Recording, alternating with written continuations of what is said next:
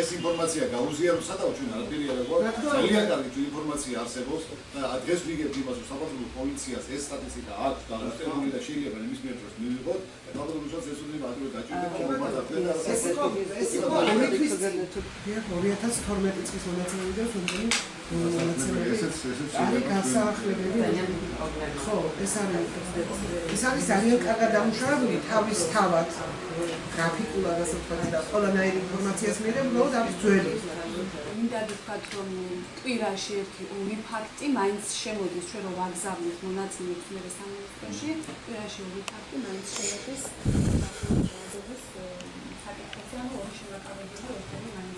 Então, eu passei informações como se estava explicativo. Tu armes que vamos explicar. Esse é daí. Tu três áreas, pois, área de instalação. Qual mais é que dá uma não sabe qual é. Depois da se vai dar muito complicado. Mas eu tinha que galera, eu tinha que dizer galera no show lá. Sabe?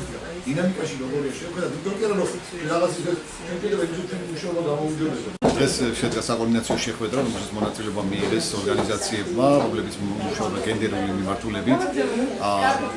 ეს საკოორდინაციო შეხვედრები უკვე 3 წელია იმართება ზუგდიდში, ყოველ კვარტალში ერთხელ. მასში ჩართულები არიან როგორც ძალოვანი სტრუქტურების წარმომადგენლები, არასამთავრობო ორგანიზაციები და საერთაშორისო ორგანიზაციის წარმომადგენლები. თქვენ მოგეხსენებათ, რომ ძალიან მნიშვნელოვანი და აქტუალურია ეს პრობლემა საზოგადოებაში, ოჯახში ძალადობის პრობლემა.